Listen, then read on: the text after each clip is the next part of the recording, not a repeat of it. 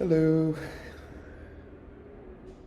my name's Palmer. I was the director for Kukràdjà, documentary in the Brazilian Amazon rainforest with the T.I.F.A indigenous tribe. Some of the inspirations for the film would include the T.I.F.A themselves, who have been doing cinema since the 1980s. They've been doing cultural preservation work, meaning that they've been recording their traditions, their songs, their dances, their art. They've been creating stories about their myths. It's fascinating work to be inspired by them to have this authentic approach to cinema. And I think another inspiration would be Dorothea Lange. She's a photographer from the United States. She passed away, I think, in the 1950s. She is an amazing photographer. Her work is very documentary style, and she is noted for her work during the Great Depression, shooting mothers, women, children, men looking for work. She did the Japanese internment camps during the 1940s. She's just all around some of the best photography that I've ever seen, and certainly was an inspiration for framing and for the approach as well, just to see people and to honor them in their lives. How was the production, and what is it like to film in your country? The production was very difficult. There are multiple language barriers. I speak some Portuguese, but of course there are varying degrees of Portuguese spoken amongst the community as well. And then there are cultural differences, but I'm familiar with the situation as I've been working with the T.I.F.A for about 10 years. That being said, it was still difficult at times. Pretty much every day, actually, there was some sort of miscommunication, but we worked through it. We could figure it out. And to film in Brazil it's a beautiful opportunity. Things come together. Yes, it might be difficult in some ways, but eventually everybody, joins together to make sure that the production gets completed and is done in the best way possible. So everyone means well. Everyone that I worked with was super happy and excited to be there. It was very difficult, of course, and sometimes were worse than others, but we pulled through, and there was something exciting and positive about the spirit of Brazil that I think influenced the film, no doubt had to have. Let's see, for you, what is the main role of cinema for society? Easy. Cinema is a way to create empathy. It's a way to live in someone else's shoes, to walk in someone else's life, to experience a reality different from yours that might give you some perspective and educate you or make you feel an emotion that maybe you've never felt before. That is the most important thing about cinema. It's about creating connection. In an age of streaming, metaverses, artificial intelligence, how do you see the future of cinema? At the end of the day, technology will always change, but feeling an emotion and expressing that emotion with real people in front of you is never going to disappear. Statues are still relevant today. They've been around since, before Egyptian times. So as a medium, I don't think it's going to change that soon, especially since the medium of filmmaking is relatively recent.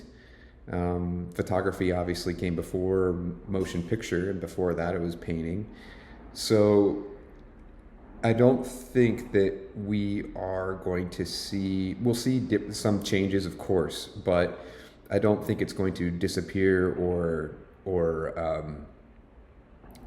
dramatically change in a way that we wouldn't recognize even 50 years from now. Of course, that being said, I understand that AI is going to create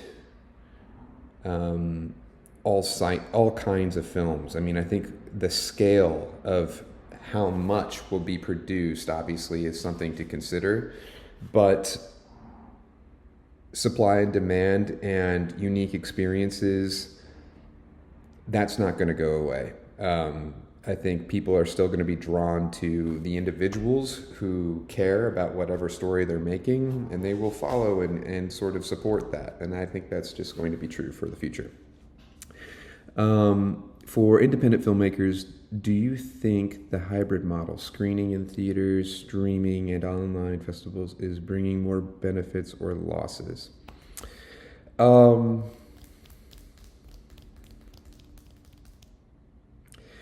I think screening in theaters is ultimately best case scenario. Streaming online is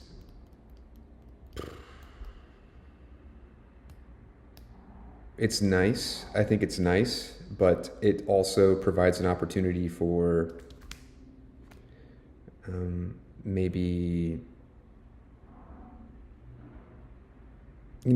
I don't think I'm against it. I just think that the screening experience, the experience of being in a theater with people and having a shared experience in front of a world that is presented to you with people that are surviving and living and having difficulties and overcoming challenges, being in that space is never going to be outmatched by something like streaming. So at the end of the day, I don't think it hurts necessarily, but I think when a festival only offers online viewing and only offers streaming, I think that's when you start.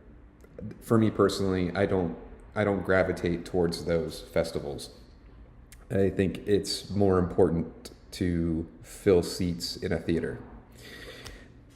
Do you have any work in development that you'd like to share? Yes, I do have work that is in development. One is a documentary about an Olympic weightlifting coach, Coach Mike Bergner. He's really well known in the CrossFit community, which is a type of gym and fitness community that is all around the world. He's a very interesting individual and has changed a lot of lives, and that's exciting. I'm excited to put that together.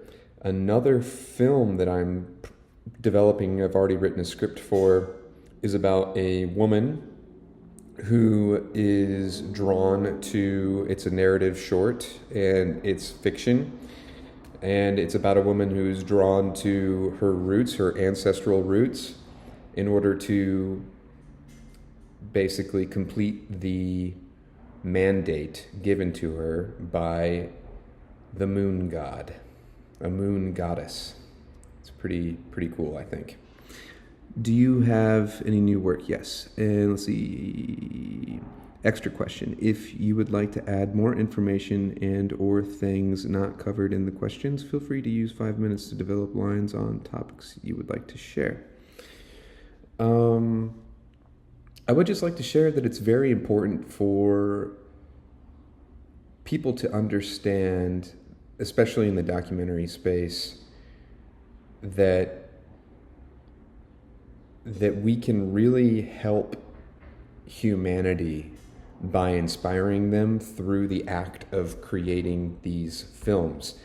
We can inspire them, they can learn from the experience, and hopefully every documentary creates another filmmaker. And the reason why I think that's so important is because life is short. Stories are oftentimes contained in the brain of people who have lived these experiences, and you can't get the information online. It's in the real world. It's lived. It's there. And the only way, or the best way, that we can contain that story and show it for future generations is to record it, to create a film, to create visuals, to have good audio. And I think it's important for people to learn these skills in order to preserve the humanity around them and the stories around them, because it goes by like that. And we only have this opportunity now, and I think we shouldn't be waiting to tell stories. And like I said, documentary filmmaking is just an excellent opportunity to work with the people on the ground who are often trying to support you, volunteer, inspire them to understand what the greater purpose is of this, what the power of this is, because our films can live beyond our years for hundreds, if not thousands of years, depending on how the internet and technology goes. But the idea being that what we create lives beyond our time, and we only have the now. We only have our present time to do it. So, sense of urgency, learn about it, see the power, and then execute and utilize the knowledge. So I think it's great. It's a win-win for everybody that gets involved on a production, even if it's a narrative. There's so much to learn, and I think it's more important now than ever to inspire people to record and make stories for the world to digest, to live in other people's shoes, to live in other people's cultures, because there's a lot of isolation in the internet. There's a lot of combative groups and negativity and drama and tension between different countries and political parties, and a lot of that can be reduced in terms of the anxiety, in terms of the tension, by simply touching one person at a time with the story, with the film, to kind of create these bridges between people who otherwise wouldn't speak to each other. It's more important now than ever to do this, because if we don't, everything just gets worse and compounds in the wrong way. So that's my hope for the world. Thank you. Thank you for the Golden Capybara Award. Thank you on behalf of the T.I.F.A. Thank you on behalf of all of the filmmakers that worked on this project, that worked tirelessly on this project. We spent so many hours shooting in the Amazon rainforest. It was extremely difficult, and I'm so proud of everybody involved, and I can't tell you how happy I am to receive this award on behalf of them, as our entire film was lensed by T.I.F.A. filmmakers. So it's beautiful, it's wonderful. I appreciate it and have a lot of gratitude for this moment. Thank you.